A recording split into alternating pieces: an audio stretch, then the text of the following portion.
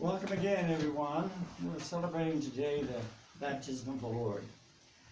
And so I would like to spend a little bit of time talking about the meaning of baptism.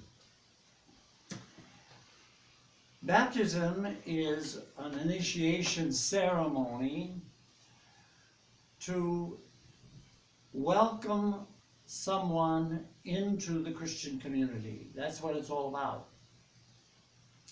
Now, because we are carrying the divine presence with us all the time, then you can understand in the Old Testament where it says that I have made you witnesses to the people. So the baptism is initiating you into the community that is going to witness the teaching that Jesus gave us. And that initiation is always marked by giving a person a name. And that name has meaning. For example, when I was baptized, I was going up the steps into the church. My mother was carrying me up the steps of the church, and my grandmother said, what are you going to name him? And my mother said, James. And my grandmother said, you can't name him James, that's a Bohemian name, we're Polish. So my godfather was Frank, so they baptized me Francis. Do you think that had some meaning in my mind? Now, I think it's really important for you to understand what is to happen after the baptism. You're initiated, so now you have a responsibility. And that initiation is a personal invitation by God to be a witness to the world. Now, there was a volunteer here at our center whose name was Francine Kiefer. She was an absolutely wonderful lady. And she helped us tremendously in so many ways. But she was not Catholic. And we went to the Holy Land with a group of people, and she joined us. And she was very conscious of the fact that the friars were taking care of all of the holy places in the Holy Land. And that made a huge difference in her life. That pilgrimage made a huge difference. Unknown to us when she got back, she went to the nearest Catholic church and started to take instructions. The following year, we went back to the Holy Land, and she went with us again. And when we got to the Jordan River, she showed me this letter giving me permission to baptize her in the Jordan. And so we got these robes that are available there, and the two of us actually walked into the river, and I baptized her there.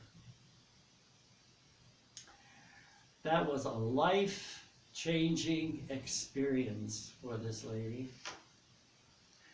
When she came back to the United States, she went back to the parish church as a baptized Catholic, and she first became a lector in the church, and then she became a Eucharistic minister, and she was out visiting the sick and those who were shut-ins. And her example moved her husband also to be baptized. And that baptism helped him tremendously when he had to go through the death experience. Now, my dear friends, whether you are Catholic or not is not the issue, because there are all different kinds of initiations into the spiritual community by American Indians, for example. And the point here is that God is going to invite you to be part of the spiritual community that exists on this planet in all of humanity. And so our job is to reflect the modeling of Jesus Christ in our lives.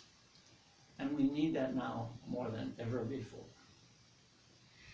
Now, you know, last week I asked you to pray this prayer of St. Francis, which we have duplicated on this little card.